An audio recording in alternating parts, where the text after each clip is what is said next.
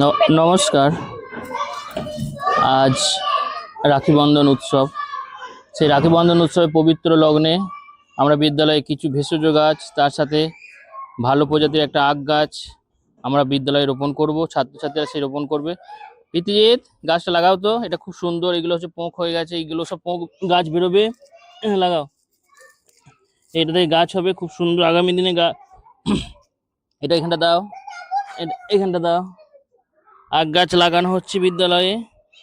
সেই আখ আগামী দিনে আখ হলে বাচ্চারা খাবে এবং এমনকি ভবিষ্যতে গ্রামবাসীদেরকে দেওয়ার পরিকল্পনা আছে। এখানে লাগাও দুটো। এ খুব ভালো জাতের আখ গাছ, আখ বাগান থেকে নিয়ে আসা হয়েছে। আমি গতকাল গিয়েছিলাম সেই আখ বাগান। না, সোজা করে লাগাও না। হ্যাঁ, আরও আমাদের লাগানো হবে। এটা শেষ করুন। গাছ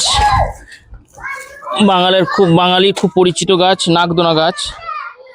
এই পাতার রস আমাদের পেটের রোগের জন্য খুবই উপকারী।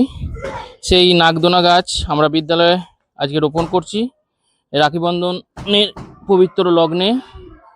আগামী দিনে এই গাছও খুব চারদিকে ছড়িয়ে পড়বে এবং শুধু স্কুল নয়, এমনকি গ্রামবাসীর প্রয়োজনে এই গাছে চারা দেওয়া হবে।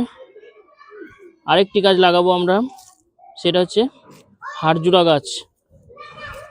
হাড়জোড়া গাছ, সে গাছ আনা হয়েছে, সে গাছটাও লাগানো হবে বিদ্যালয় প্রাঙ্গণে।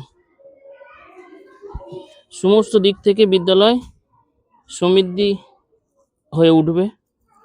শুধু পড়াশোনা নয়, পাশাপাশি গাছ বৃক্ষরোপণ, সমস্ত রকম ভেষজ গাছ থেকে আরম্ভ করে। এটা হচ্ছে সেই হাড়জোড়া গাছ। এই গাছটা আজকে আমরা বিদ্যালয়ে রোপণ করব। খুব একটা উপকারী গাছ। এই পাতার রস বা ডাল থেতো করে যদি আমরা কোনো জায়গায় স্কিনের সমস্যার ক্ষেত্রে লাগানো হয়, সে ফোলাভাবটা কমে যায়। সেই গাছ আজকে বিদ্যালয়ে রোপণ করা হলো। আগামী দিনে এখান থেকেও চারা করে সবাইকে দেওয়া হবে। নমস্কার।